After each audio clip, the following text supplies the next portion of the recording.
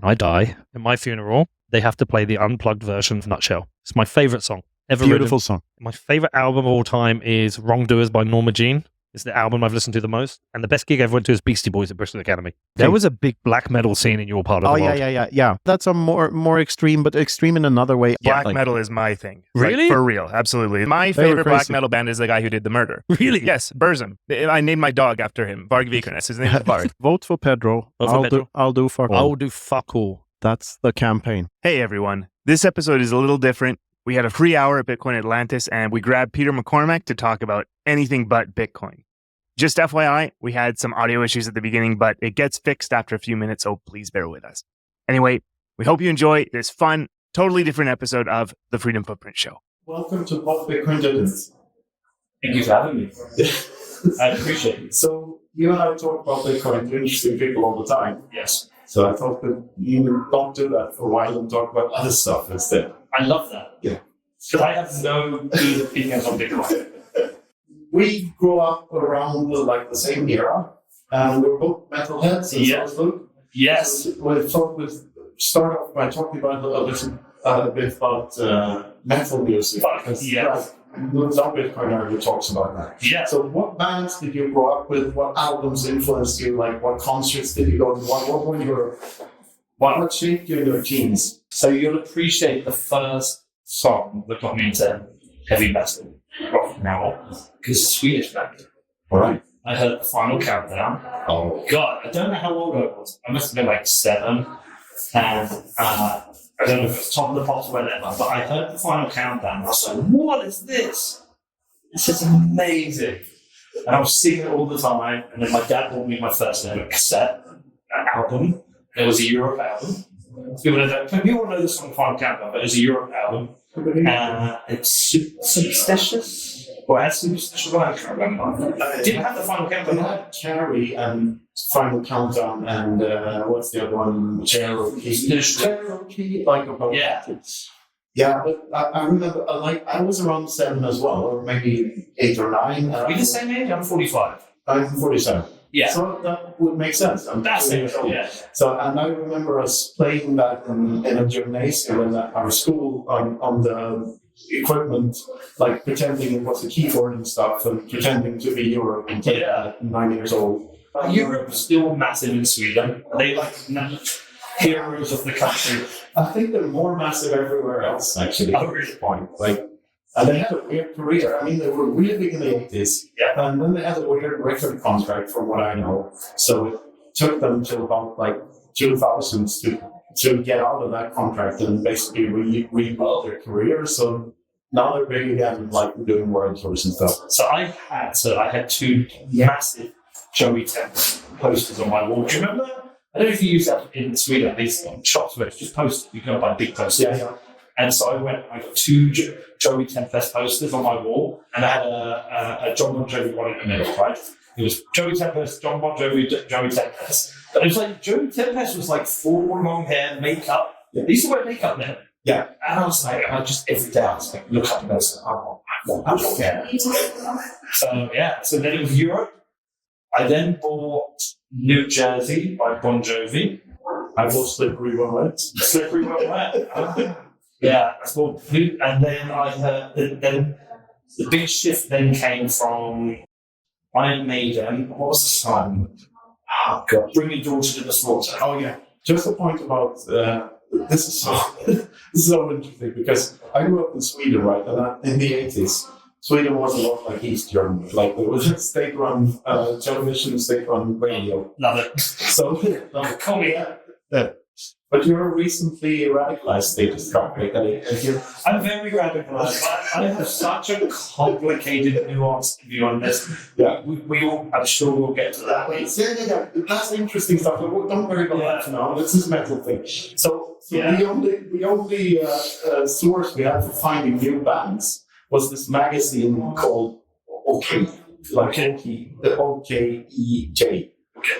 Which is Swedish for OK, obviously. With pictures in it. So we could see all the bands. We could see David Lee Roth and Wasp and all that stuff. And there was always a battle between Bon Jovi and Joey Tempest, who was the best looking singer. Like that's the thing.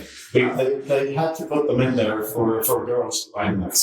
Yeah. I was a Joey Tempest Maxi, to be honest. I was a Joey Tempest Maxi. But then when I made it Bring Your Daughter to the Slaughter, I was like, what is this? Yeah. A bit heavier, a bit more badass. I bought it on vinyl on 7-inch. I still got it.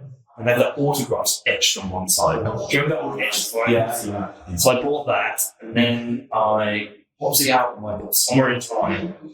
Oh yeah, it's a great album. Yeah, it's great. It's the first one when the Dickens was like. Yeah, first with Bruce Dickinson. I don't know. I'm agreeing with you. That was the first. No, I'm saying it wasn't the first. That wasn't the first album I got. I got whatever the album was about. Somewhere in Time was the first CD I ever bought. So when CDs came out, Somewhere in Time was the first one I bought. But I can't remember even the name of the album that had Killers. Was it Killers? I had Killers on vinyl. Whatever brings on to the score. But then I discovered Guns N' Roses. Oh yeah. So Paradise City was the first song, but it wasn't. I heard that song, and I think it was probably about when Use Your Illusion 1 and 2 came out. Yeah. So obviously, I love that type of destruction. So I got right into Guns N' Roses. And I had a long period. And with my friends, do you have a group of metal friends? Yeah. They're more like nerdy and more into more extreme stuff than I am, even though by other people's standards I'm quite extreme because I'm a big Sugar fan. Right. So it was Metallica or Guns N' Roses. Yeah. And all my friends were Metallica and I was Guns N' Roses. Oh, I never liked Metallica. I like Metallica a lot. I never obsessed about Metallica. I'm not a Kill 'Em All fan. Ride the Lightning has some good songs, and Justice for All has some great songs. That's my favorite Metallica album. Yeah. Master of Puppets has some good songs. The Black Album has some great songs. I can probably find myself 1 or 2 albums out of all of them, right? Yeah. So I was full Guns N' Roses. I think Use Your Illusion 1 and 2. This is my controversial statement. I think Use Your Illusion 1 and 2 are better than Appetite for Destruction. I'd say they might compete if they had dumped half of the tracks and made it into one double album. I don't think you can dump. I've thought about this. Yeah. Because there's like 30 songs across both. I can't dump 15 songs. I can't. But when you can dump sections of songs, like there are some songs like Estranged, for instance, it's a great song. You can have a long. Estranged with really? Do you know what's interesting about Estranged? Here's something interesting about Estranged. Okay, so Estranged and Coma are 2 of my favourite Guns N' Roses songs. Yeah. They never used to play any of them live. No. And then when they reformed the band, I read this, that Slash and Duff, after we reformed the band, said we have to play Estranged and Coma live, and now they play them every single show. I can't take any part of those songs out there. To me, they're okay. Think about it. If you go and read Slash's band, so Axel's never done one of those songs. If you go and read Slash's or Duff's, okay, I read both. So I read between the lines of those. The reason Use Your Illusion 1 and 2 happened is because of Axel. They were fucking drugs. He held it together. Yeah. And now I don't understand why the group broke up, because they moved to this unbelievable double album, and those were all fucking drugs, and they made a plot, and he brought it together. But I mean, take 15 songs out. Yeah. No, it's fine. I'm saying it's to produce that many incredible songs. When they're that, I think it's incredible. I love that too. Whereas Metallica, I like Metallica a lot. I always feel that. I mostly like Injustice for All. I think that album was made just after Cliff died, and they're completely. They're not, you can hear it in the songs that it comes from a very strange place. They're young and they're at their most technical, skilly level, and the songs are progressive, proggy, and I just think it's a great album. Then if we talk Metallica Guns N' Roses, we had to add the opening act, Faith No More. Oh man, one of the most underrated bands of that era. Do you ever see him live? I saw Patton live with all sorts of other acts, but not with Faith No More. So I saw them, the reformed one without Jim Patton at Brixton. Oh, they were that guitar is the best one they had. Yeah, they were brilliant. I mean, I am a huge Faith No More fan. Yeah. I think Angel Dust is just an exceptional album. I think King for Day for Lifetime is even better. Really? Yeah. That's a bold statement. I didn't mind that album. and the last one is severely underrated, even though it's not on par with the other two. I don't think I've listened to it. It's called Album of the Year. And it had some great songs like Last Cup of Sorrow and Ashes to Ashes and Strip Search. Yeah. All great songs. So from Guns N' Roses, I then went into my grunge phase. Yes. Now we're talking. But I didn't get into Pearl Jam much to begin with. I didn't mind them. I definitely liked Nirvana. I had tickets to go see him at Brixton Academy before he shot himself. Soundgarden, okay, but I was Alice in Chains the whole way. I was an Alice in Chains maxi. Lane's got a tattoo of Lane Staley. Oh, nice. I've got the lyrics in a nutshell here. I've got the lyrics of Black Kids Way to Blue, the song they wrote about him after he died. And I've got song. Bleed the Freak tattooed on my leg. I've got 4 Alice in Chains tattoos. Okay, my metal friends, most of them weren't into the grunge thing. Okay. I absolutely love the grunge thing. And I love the first Pearl Jam album. I can't say that I love the other stuff half as much. It's mostly the first one, but my real... Facelift. No, the Pearl Jam. Oh, so Pearl Jam. 10. 10's good. Yeah. Have you ever listened to their Live at Benaroya Hall show? I don't think so. So but if I'm just doing the... for me, it's Soundgarden that's on top of that list. Okay. Closely followed by both Nirvana and Alice in Chains. But I was a sucker for Soundgarden for several reasons. Cornell's absolutely great voice and songwriting skills, and it was a bit more advanced, which I was really into back then. Did you? Because I didn't really get into Bad Motorfinger. I was like Super Unknown was like me. Super Unknown is like, for me, that's the best grunge album ever made. Tightly followed probably by, obviously, Nevermind in Utero, but also Alice in Chains, Jar of Flies, and Dirt. So I tell you an Alice in Chains thing. So my kids know this. When I die, in my funeral, they have to play the unplugged version of Nutshell. It's my favorite song ever. Beautiful song. My favorite song. But I got into Pearl Jam a lot later. Pearl Jam really interesting. I don't know if you know this. When they play a bunch of live shows, every show is a different set list. They don't have a set list they play every night. So they'll just pick random 20 songs. They might not even play Black, which is like Rage Against the Machine not playing Killing. Oh, it's like Guns N' Roses not playing Paradise City. Yeah. And so I've been to see them, and they've not played a bunch of songs I like. I've seen them. They play Black, Garden, Rearview Mirror, but Benaroya Hall, Live at Benaroya Hall. If you listen to that, they did, for me, the perfect Pearl Jam set list. But I was never into that much until I got older. Nirvana, obviously, I didn't like Bleach. Is it Bleach the first one? Yeah, or Sliver? What's the album called? Is it Bleach? Bleach is with Sliver is on the Incesticide. The one in between was the B-sides and stuff. Yeah, so Bleach was Nevermind's obviously great. Yeah. And they broke through. Yeah. But to me, In Utero was like masterclass of writing. Yeah. Heart-Shaped Box, to me, is their best song. Yeah, and that Incredible. whole album is so different and so fucking... And the production on it, like having the guitar solos really loud, even though they're not really guitar solos and stuff like that. And it's such a unusual and they made it in like a week or two. And I've heard that Steve Albini produced it. He says that like the first opening chord of the first song, when it goes, yeah, that's like, oh, we're gonna have to take another take because I got this feedback thing in. They listened back to it and it's like, no, leave that in. It's great. And it's the first take of the first song they played in that session, which is just mind blowing. And the first line, this best opening line of any album, it's teenage angst has paid off well. Now I'm bored and old. And that guy shot himself a year later. Like it's like that upset me. Yeah. So many of those. Lane Staley was a lot worse for me because he's my favorite singer ever. Yeah. He's my favorite band. Wrote my favorite song. He was last photoed in public on my birthday. I have a tattoo of him on my arm. I got to see Alice in Chains with the Reform Band, and the new singer does a great job. Yeah. But it's not Lane Staley. No one can be. Lane Staley. I was actually, when I went to see Guns N' Roses in Vegas when they reformed, so they did that first, they did a show at the Troubadour, like the warm-up, and then they played Vegas. Where he broke his foot. And so in Vegas, he was in the Dave Grohl's chair. Yeah. And me and my son were literally stood next to Dave Grohl and Taylor Wessing. I'll show you the photo, watching the show. I was like, fucking hell, it's Dave Grohl. But I also met Jerry Cantrell that night because Alice in Chains were the opening band. Cool. And they were brilliant, but it wasn't him. But my first Alice in Chains album was Dirt. I discovered Dirt before Facelift. Dirt to me is a heavy metal album. I know they're grunge, but it's a heavy metal album. His More or less. singing and the harmonies on that, It's incredible.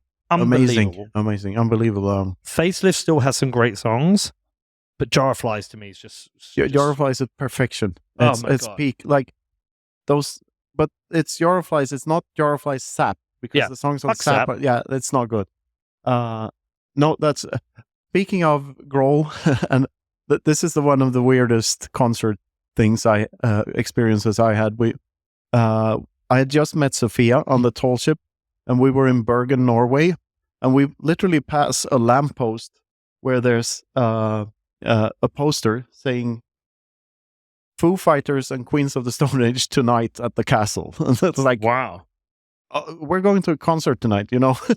So we saw them at the same night. I never really got into the Foo Fighters. No, but I did get I've into seen them. Queens of the Stone Age. I absolutely love so many Queens albums. We're thrilled to introduce our new sponsor, the Bitbox 02 Bitcoin Only Edition. Bitbox. It's fully open source, Swiss engineered, and Bitcoin only, forever. The device only supports Bitcoin, which means less code, less attack surface, and improved security for your Bitcoin. Check out the Bitbox 02 Bitcoin Only Edition at bitbox.swiss/freedom. And use code freedom for 5% off. Next up, Wasabi Wallet, the desktop wallet with CoinJoin built in so you can preserve your privacy. Oh! It's easy to use and open source, and their recent Juggernaut update included loads of upgrades and new features. Oh! They even added support for Bitbox. Go to wasabiwallet.io and download Wasabi today. Oh! Answer me for this from you, and then I'll do it. Fave song, fave album, best gig you've been to. You're only allowed one. All bands? All bands, all songs, all concerts, but you're only allowed one. You're not allowed to say, this one and then. Best song of any band ever? Your fave song ever. I told you mine's Nutshell. Yeah. That's a stupid hard question. Like I say, best gig is probably Pantera, 96. Yes. Pantera and Slayer the same night. Fine, that's jokes. Or Pink Floyd. No, you're not allowed to do yours. I told you this one. Okay, it's Pantera then. Best album, my favorite album, probably Super Unknown. Like I would say that's the one that like influenced me the most, the one I listened to the most. We haven't even talked about Slayer or We haven't gone to the, well, we're about to get to the heavy bit. And like overall best band is Meshuggah. Okay. And best song, like there's I know it's too hard. much to best song. No One Knows is right up there. It's one of my favorite songs. So mine's Nutshell. I've told you that's my favorite song. My favorite album of all time is Wrongdoers by Norma Jean. It's the album I've listened to the most. And the best gig I ever went to is Beastie Boys at Bristol Academy. Because it was just insane. So after Guns N' Roses, this is when it went metal. So it was very quickly Pantera and Sepultura. And obviously Slayer. Yes. But I like Slayer, but I've never really been a full thrash guy. I liked Pantera so much. Cowboys from Hell blew my mind. Yeah. I actually, so do you know I had a fanzine? Do you know that story? Yeah. I heard. So I actually interviewed a lot of these bands in the early days. Like I interviewed Korn, I interviewed Pantera, I interviewed Sepultura. Did I get Sepultura? No, I didn't. Biohazard. But so I used to read Kerrang and watch Headbangers Ball. Yeah. And I just got heavier and heavier and heavier. And so Pantera blew my mind. Sepultura, I queued up outside when Sepultura released Chaos AD. Me and my friends, we went to London. I stole a CD that day. That album is so good. Which Chaos AD? Yeah. Yeah, ridiculous. Ridiculously good album. You haven't heard it? I still listen to that album. Yeah. So I queued up outside Tower Records in London to get my Chaos AD signed, which I've still got in a digipack, and then we went to Brixton to see them. But I was into both of those bands. But the big shift for me, I was watching Headbangers Ball, and Biohazard came on. Oh, yeah. And Punishment was the video. Oh, yeah. And I was like, what is this? Because, like, I was a skateboarder. So I wasn't a long-haired metaler. I was a skateboarder. So I was like tracksuits and, and like trainers, short hair. And on comes this band. And it's kind of got like this rap edge to it. Because I liked hip-hop. And it's got like this. And I was like, who is Biohazard? And then I just went straight into the hardcore scene. Still like everything else, but I just went full hardcore. So I was like, Biohazard, Downset, who kind of rap hardcore. Earth Crisis, massive Earth. I don't know if you know Earth Crisis. They're like a vegan hardcore band. Were you into new metal? I did. So I'm you trying to think of Korn the and stuff? yeah. I'm trying to think of the ordering. It was probably a similar time because when Korn released Blind, yeah, I was like, what is this? This is fucking. Yeah, I'm going to see Korn in a few weeks with my daughter. Oh, really? Yeah. So I got, but when I say new metal, I didn't get into much of it. It was Korn were the main ones. Yeah. Limp Bizkit a bit of fun, but I was full hardcore, sick of it all. Madball. I was full hardcore, and I still am kind of in the hardcore. I'd say my favorite genre now is metalcore. So Old Parkway Drive. I like Norma Jean's my favorite band at the moment. I just cannot stop listening to that band. Everything they, to me, the thing about metalcore is it's like intelligent hardcore. I fucking love it, and so.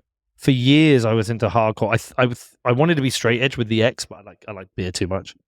And I used to hang out with some of the UK hardcore bands. Above all, Understand. What's that straight edge band from Sweden? Refused. Yeah, Shape of Punk to Come. That was a great album. From the same town as Meshuggah, by the way. I never got into Meshuggah. You should when you finally get it. It's like orders of magnitude better than everything else in metal.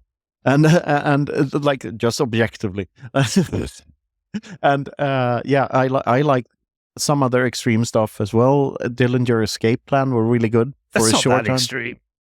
It isn't.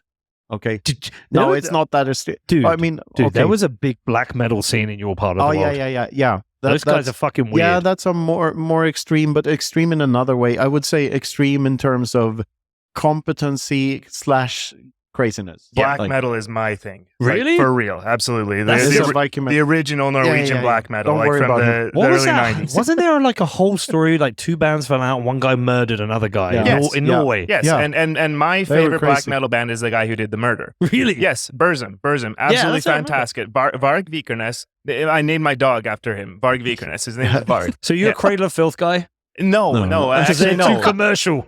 Something like that. Yeah. No, I've seen them though. I've seen them back in Canada. Yeah, totally. But yeah, the Norwegian black metal. That's what. I could never get the black metal thing. We left out Tool. We talked about Maynard, but Tool. But Tool was a band I didn't get into. So I used to remember them from the Headbangers Ball days. Yeah. Their videos. Yeah. And there was another one, a band at the same time called Fudge Tunnel. Similar kind of style. I couldn't get into it there. Tool was a band I got into. Probably when I got back into Bitcoin. So people talk about Tool and I started listening. I was like, time preference. well, that's what it is. I think I was too young to get into Tool because it's epic. You know, I went to see them with Surfer Jim in New York. Oh, yeah. I heard that. Surfer Jim told us. Yeah, he wouldn't let me pay for my ticket. Surfer Jim's such a fucking great dude. He's great. He is a proper dude. I was so happy for you guys. So I landed in New York. He messaged me. It's like, do you want to come and see Tour? I'm like, what? He's like, they're playing Madison Square Garden. I was like, shut the fuck up. We nearly went both nights. They were the drummer is just jokes. Danny Carey is 63 years old. Is he? He is jokes. Yeah, Do you know what's interesting about them is like Maynard is like at the back of the stage. He's not. But he's the unimportant one. All the other three are better than him. Like, no, they are. They were so good, but it was too intelligent for me. I wanted the tattoos and the image and whatever. And so I was I was like all into this hardcore stuff. I couldn't get the black metal thing. And then what's really interesting is there's a progression now. I've talked you through it. There was a Rage Against the Machine phase, obviously, as well, Pantera. Once I hit kind of hardcore metalcore, I've stayed there the whole way. All right. And that's from 20. So from 7 till 20, I went through those phases. 20 years old. I had a hip hop phase. I still have. I still like hip hop. But I've, same music all the way through. I've discovered new bands. The Ghost Inside, I'm a huge fan. I'm friends with the bassist now. All right. Get on really well with him. And, when they play, I'll go and see them. But I'm the same. It's hardcore, metalcore, metal. So what are the metalcore bands? What are the quintessential metalcore bands? I mean, like Norma Jean for me. I've said Norma Jean, Ghost Inside to me, Parkway Drive before they blew up. Their first 3 albums, which, I mean, again, jokes, just ridiculously good albums. Who else do I listen to in the metalcore? Where She Sleeps. I like them. Some Bring Me the Horizon. The Architects. Oh my god, Architects are fucking brilliant. Do you know Architects? Nope. Oh my god, you got to get into Architects. Again, unbelievable, man. It's a sad story, actually. Their bassist died when he was like 26. They wrote a song about him. I think the album was All Our Gods Have Forsaken Us. I'm so bad with names. But yeah. But that's it. Since then, it's been, I mean, I can go to the gym and I always listen to metal, and I can listen to Pantera or a playlist, but it's all metal. Yeah. I find new bands every now and then, and I think to myself, like, this is really fucking good. I ought to get into it more, and I ought to remember what their names are. Never do. Like, you just don't think of it the same way you did when you were 20. Like, what do you make of Pantera reforming? We saw them in Prague. We stayed after BTC Prague. Me and Luke stayed for another couple of days and saw Pantera in Prague. What? Yes. And Pantera is my wife's favorite band. Yes. And she was heartbroken when Dimebag died. She never saw them. Like, because I'm dude, little. that whole story's fucked up. Yeah. And I don't think Dime or Vinny would have wanted that. Vinny is who I interviewed, by the way. Oh, really? Yeah. Oh, fucking cool.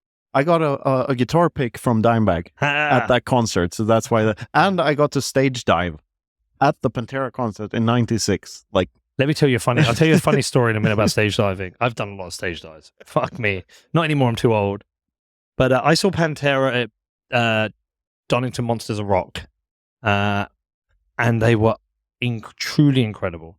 Dimebag owned that stage. Yeah. I always wanted to see them after, because there's that famous video when they played Monsters of Rock in Russia. Yeah. They were unbelievable. Yeah. But with 1 million people in the crowd. Yeah. But when they broke up, I was like, they're going to get back together. And like, Vinny would never do it. And obviously Vinny passed away, so they reformed with Zakk Wylde, as everyone knew it'd be Zakk Wylde. And I think they're headlining the second stage at Download this year. Yeah. I'm going to go. I'm going purely for Pantera. But my dad, so I'll tell you a funny story about stage diving. So my dad is 76 now, but when he was 62, for his 62nd birthday, I got him tickets for Bruce Springsteen, because my dad likes old rock. I thought he'd like this at Arsenal Stadium. So we went, watching this show, and I'm looking at my dad, and I'm thinking, you're not enjoying this. Are you enjoying this? I was like, are you enjoying this? He's like, yeah. I guess I could tell. He didn't want to say he wasn't. The sound is terrible in that stadium. I was like, you're not enjoying this, are you? He's like, no. I was like, listen, there's a fucking punk hardcore band playing in Camden. Do you want to go? And he's like, yeah. So anyway, we walk 4 songs into Springsteen, bored as fuck. We walk out. We go down to Camden. It's a band called Ignite. They're from Orange County. They're a hardcore band, but they do the melodic hardcore. I love this band, right? Anyway, we get there. Right? It's a bit like, have you ever seen the South Park film? Yes. You know when they're like singing, they get to the counter, they say 4 tickets. The songs in that are so good. But you know when they like get to the counter, they're like 4 tickets to Ashes of Fire, and the lady goes, no. So me and my dad are getting down there. We go there. It's like 2 tickets for Ignite. She's like, no, sold out. I was like, what? She's like, sold out. I was like, you've got to get me. She's like, no. Anyway, there's this big guy outside with tattoos, and he's got a laminate on. I go up to him. I was like, are you involved in the gig? He's like, yeah, I'm the tour manager. I was like, listen, I'm a huge Ignite fan. So is my dad. He's 62. This is the last chance we get to see him. We can get him in. He's like, yeah, no problem. So he gave us 2 passes. We went in. We caught the last 45 minutes of the set, but it's Camden Underworld. There's no barrier. People are diving everywhere. So I'm watching my dad. Anyway, he's like, I said, you're right. He's like, I want to stage dive. I said, Dad, you can't stage dive. You're 60 fucking 2. Shut up. Anyway, we leave the gig, and he was like, oh, I really, really wish I'd stage dive. I was like, Dad, you're 62. You can't fucking stage dive. You're too old. Anyway, there's a British band. They made 2 punk albums called The Gallows. Unreal band, right? They're playing. I took my dad to see them play. It's Kentish Town Forum, so there's a barrier. But there's circle pit starts. I was like, Dad, you can't stage dive, but you can do a circle pit. He's like, all right, let's go. Anyway, circle pit's go. I grabbed my dad. I swear to God, you'll meet him one day. I grabbed my dad, and we did 2 laps of the circle pit. And I'm holding on to him for dear life when we come out. All right, at the Pantera gig, we almost ended up in a circle, which was Sarah was pregnant. Yeah. My wife was. We just found out my wife was pregnant. Yeah, this was back just in, found out, and we're June. like 2 meters close to that thing, and I'm like, being a safety officer on all these ships and everything, and all I'm doing is like, oh, there's an exit. Like, bro, the venue was crap, by the way. That Prague venue, it was terrible. Just to review the concert, it wasn't Pantera, because it isn't Pantera, right? Because Dime and Vinny are not there. It was really fucking good. It's a good tribute thing, and it's a testament to how fucking good those songs are, because they're killer songs, almost all of them. And Phil is a great frontman. I mean, has he still got the energy? Is he stomping around? He is. I mean, of course, he's older and bigger and whatever, but the passion is still there. And that's what he gets criticized for every now and then because he said some stupid shit. Yeah, but mildly racist. But still, he's very good at dealing with an audience. And does Zach nail the riffs? He nails the riff. He puts his own touch on the solos, obviously, because it's impossible to play like Dimebag. Yeah. But he nails the riffs, and Rex is super cool. The drummer is great. Look, with Dimebag, we were robbed of an absolute legend. Yeah. Like, it's just a person so like no one else. Senseless. What was the name of that band that him and his brother had? It was called Damage Plan. Damage Plan, yeah. Just so fucking senseless. Some psycho goes and shoots him in the head. Because they would have reformed. Pantera would have got back together. And we would have Dimebag up there and it would be insane. But I'm glad they're out there playing their songs because kids deserve the chance to see Pantera. Yeah. It doesn't have the same feel, but I still think they deserve it. I want to see it. I want to see Go see it. Cowboys from Hell. Yeah. I want to see it. Primal Concrete Sledge and songs like that that are just bulldozers. What's the first song of Vulgar Display of Power? Mouth for War. Mouth for War. That's my favorite song. That song's jokes. And that album, the Great Southern Trendkill, when every other metal band was selling out and they went the complete opposite direction, made like the most. What was the third one? The one with the like screw in the head. Oh yeah, it's probably my favorite Pantera album, Far Beyond Driven. Far Beyond Driven. And the pic I got from Dimebag, it said Far Beyond Drunk. They did some shitty, weird, like glam metal albums before. Yeah. And they're all shit except the fourth one where you can hear something reassembling Pantera, but it's kind of shit too. You know, Korn have a similar story. They had they were called. I think they were called LAPD before they became Korn. High fructose corn, maybe. Yeah.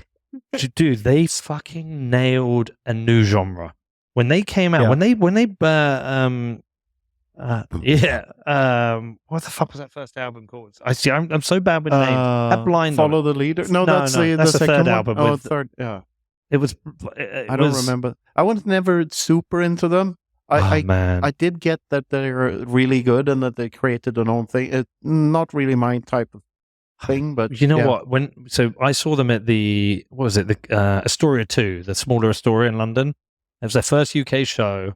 And it was all dark, and you just had that riff from Blind, that ding, ding, ding, ding, and it went off. It was amazing. There is an old Headbangers Ball video where Vanessa Warwick is outside after the gig asking people. I'm there with my shirt off like a moron 15-year-old going, "Corner fucking up, don't take it." I'm like a dick. Honestly, it's on YouTube. You could find it. I look like a bellend, but yeah, put it in the show notes. No, don't find that shit. But yeah, and so now what's interesting, me and my daughter have this kind of agreement whereby we swap gigs. She picks a gig, I pick a gig, she picks a gig. So I took her to see Slipknot. Oh, she had a great time. She made me go and see The Weeknd. Oh, not my stuff. We had a good time. And so in the diary we have my next one. I've picked Korn, then she's picked Doja Cat. And I've picked Limp Bizkit. I'm trying to show her the ones that I think she'll enjoy. Limp Bizkit? Oh, shit. Have you ever seen them live?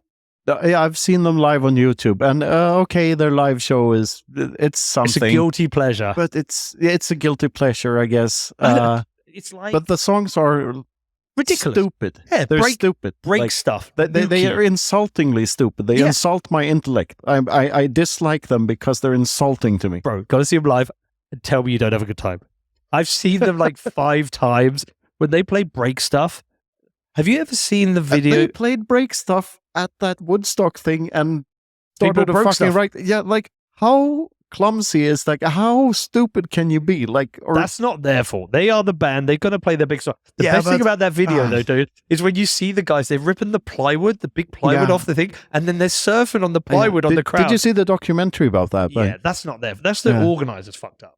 Yeah. The organization is completely fucked. And like $9 a water bottle, and you couldn't bring your own water. Dude, in 99. Like, what the fuck is this? Dude, it was feral. They're like sexual assaults, and it's fucked up. What happened? Yeah. But I actually think that Limp Bizkit set and that song is iconic for how nuts it is. When they play break stuff, they have the breakdown and then they go and break your fucking face. The crowd goes nuts. Like, I've watched that video on YouTube hundreds of times. There's a few like that. Rage Against the Machine, I think it was 93 at Reading. Watch that on YouTube. Nuts. Yeah. Shows I wish I'd been at. Speaking of Rage and Soundgarden, like, were you ever into Audioslave? Couldn't get into them. I couldn't get into them because I like, why am I meant to like this band? Because it's got those three guys from Rage Against the Machine, but Zach De La Rocha is the voice of Rage Against the Machine. I'm more interested in what Zach De La Rocha did since. Yeah. They keep reforming and breaking up and reforming and breaking up. Do you know the whole story of them getting the number one in the UK? Yeah. When they made the Christmas hit. Yeah. But do you know the background? What actually happened? Why?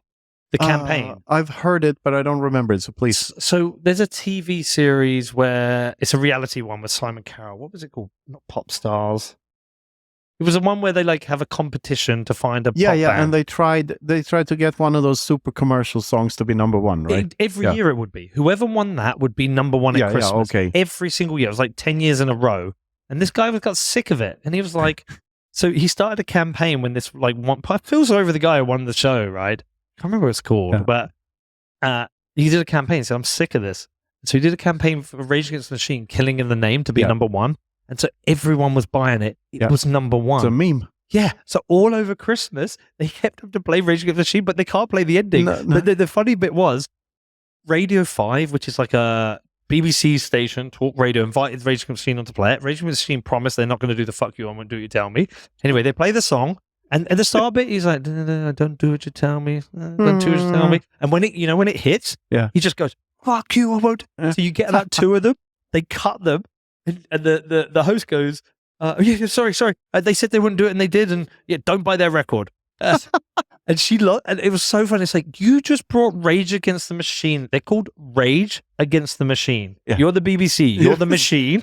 And you told them not to swear. Of course, they're fucking swearing. Yeah. But the great thing about that thing was, they did a free show in London in Finsbury Park because they did it. It was them, Go-Go Bordello, The Gallows, and someone else. I got tickets. I managed to go. It was unbelievable. I think I said unbelievable about 50 times in this. Reminds me when Nirvana did a similar thing, right? They agreed to play one song and then started playing "Rape Me" instead. Like, that song appeared in what was that series? Succession. Yeah. Did you hear it when that song appeared in that? No. The guy got accused of sexual assault. So in the huge office, they start playing "Rape Me" by fucking Nirvana. It's like, Jesus Christ. Whew. Yeah, man. I'm still there. I'm a music guy. I love my music. Yeah. I love to hear it. Look, I can't talk shit about Bitcoin. Get me on metal. I can remember gigs and set lists and love it. See, I moved to Finland because of the metal scene there. Not entirely because of it, but Finland has the most metal bands per capita in the whole world. The more Nordic you go, the darker it gets. Absolutely. Yeah, exactly. Absolutely. We can. I'm not going to monopolize the conversation, but we're kindred spirits. Time for definitely. a segue. Yeah, time for a segue. Exactly. Well, so yeah, we'll have to talk about that another time. But you should come to Finland. You should. I'm wearing the best festival is Tuska. Well, it's not the best festival. There's others, but this one's in Helsinki, and it's every summer right at midsummer. So we should go to Bedford. Yeah, that's true. Yeah. Do you know the one I always wanted to go to as a kid? I always wanted to go to the I think it was in Holland, the Dynamo. Dynamo? Yeah, the Dynamo Festival. Because I remember one year it was like Pantera, I think Biohazard, Dog Eat Dog, Downs, Fear Factory. Did you get into Fear Factory? Yeah. I saw them open for Ozzy Osbourne in the Gothenburg once. So I've only ever stolen one album. I stole Remanufacture in when I was in what was it? Isn't that the? Yeah. I've tried not Tower Records, the other one, HMV in London. I wanted it, so I stole it. Shit myself. But yeah, oh dude. We're now partnered with the Bitcoin Advisor, your best choice for collaborative multi-sig custody. The Bitcoin Advisor guides you every step of the way, from taking self-custody of your Bitcoin to securing it in their multi-sig vaults. Estate planning and inheritance is built in, so your loved ones can have peace of mind. And you know what the best part is? Me and Luke are Bitcoin advisors. So you can contact us. We can advise you about Bitcoin and Bitcoin custody, how to make custard, anything really. We're Bitcoin advisors. So visit us at thebitcoinadvisor.com/freedom or send us a DM or email to get started. Contact us within 2 weeks and we'll throw in a free set of steak knives. Maybe. The show is also sponsored by Orange Pill app, the Bitcoin-only social network where you can stack friends who stack sats. Make local connections and find all the nearby meetups, see what's going on in your area, and connect with Bitcoiners around you. And now, with a brand new merchant section, it's easier than ever to find and connect with local businesses that accept Bitcoin. The best part about Orange Pill app is that you know that it's high signal because you're paying for Orange Pill app, and so is everyone else. There are no Asian ladies asking you how your trade is going on Orange Pill app because it's not a trading app. It's a dating app. Is it a dating app? So download the Orange Pill app on Apple or Android, send us a DM, and start building your local network of Bitcoiners. Peter, did you want to tell us to completely change gears now, everything that's been going on with your football club and the drama there with your municipal council? Yes, I'm now radicalized. Fuck yeah. We've had Knut. Fuck you, I want to do what you tell me. My Swedish libertarian friend and Stefan Livera and all these people for the last 7 years have been like trying to make me a libertarian or anarcho-capitalist, and I've been like, but like, we need government. And then it's handicap ramps. Yeah. What about the roads? My fucking local government have radicalized me. I'm like, fuck you. I said to you earlier, I'm thinking of running for mayor. I can't decide whether to destroy it from the inside or the outside. Vote Pedro. Vote for Pedro. I've got that t-shirt, by the way. Yeah. I just can't decide whether to I want to fuck it up, but I can't decide from the inside or the outside. Backstory, anyone listening, I own a soccer team, football team, Real Bedford Football Club in Bedford. We're doing a good job. The team's growing. We have a ladies team now. We invest in youth football. We have a hardship fund for kids who can't afford to play football. People from we're the Bitcoin team. People from all around the world are coming to Bedford. We put in on conferences. Like we're objectively good for Bedford. The other local team, who are bigger than us, the historic big team, don't like us. Their chairman knows the new mayor, and the new mayor's fucking with us and cancelled our lease, and they're just making our life difficult. We've tried to explain to them why it's wrong, and they don't listen. And now radicalize. What I've decided, these are all incompetent fucking idiots, and they are Cucks? Well, no, it's not even, they're not cucks. Let's just change a couple of they're cunts. So their job. No, let's just level here. The problem with politics could be good, and government could be good if people represented the best interests of the people. But we know they don't. Now, these people, if you're elected mayor of Bedford, you have essentially a role as a dictator. You can do what the fuck you want. You are elected as the mayor of Bedford. You have to do the best job possible for the people of Bedford. Just with our football team alone, I know you're not doing that now, because what you've done, you've tried to destroy our team, which is bringing business into Bedford. It's an opportunity for young people to play football. We've tried to improve the equality in football, have more girls playing. We're trying to support families who can't afford, like kids can't afford football boots. We'll buy them. And you've tried to destroy that. So you objectively are not working in the best interest of the town. So go fuck yourself. I know you're a piece of shit. So what I'm going to do is I'm going to expose you one way or the other. I'm either going to run for mayor and win, and when I go in, my job is purely to cut any waste, cut costs, cut people, and expose it for everything. So everyone in the town, I would say, this is how the council works, and this is how they work against your best interests. This is the special interests they have. This is how they do deals with each other, but they all working against you. I either do that, or I go from the outside and go, I'm not going to be mayor. I'm going to represent the best interests for people of Bedford privately, and I'm going to do my own thing. I don't care about the fucking council and the mayor. My problem with doing it from the outside is they can stop me doing a lot. I do it from the inside, they can't stop me doing shit. So I haven't decided which. It depends on how far into hyper-Bitcoinization we are, though. The extent to which they can stop you, right? I think we're a long... You're right, but I think we're a long way. We're a long way. Listen, Bitcoin goes $1 million, I can do what the fuck I want. Yeah. But I had a good chat with Dave Smith, and we talked about libertarian ideas can be effective from within inside government as well. Yeah. You can be effective. I like Millet, something what he's doing. I like a lot of things that Bukele are doing. I don't like everything they're both doing. Same here. I'm thinking we need people from in our community to get into there and like break this up. Yeah. And so I'm thinking maybe I should do that. Yes. Vote for Pedro. I'll do fuck all. I will do fuck all. That's the campaign. I will make your life better by doing nothing. Yes.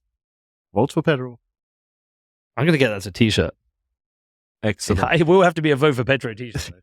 Pedro McCormack, Mate, thank you so much for doing thank this. you. Love this. This was a fantastic. This is my rip. favorite one I've ever done. Because usually I'm like, then I say, so what do you think of Bitcoin and why is that important in the current macro environment? I'm like trying to remember what Lynn Olden told me. You talk to me about metal or football, I'm here all day. No, it's my favorite one. And you know I love you, brother. And maybe when I run for mayor, I'll have you as one of my special advisors. Right back at you, man. See you. See ya. Dude, that was fucking awesome.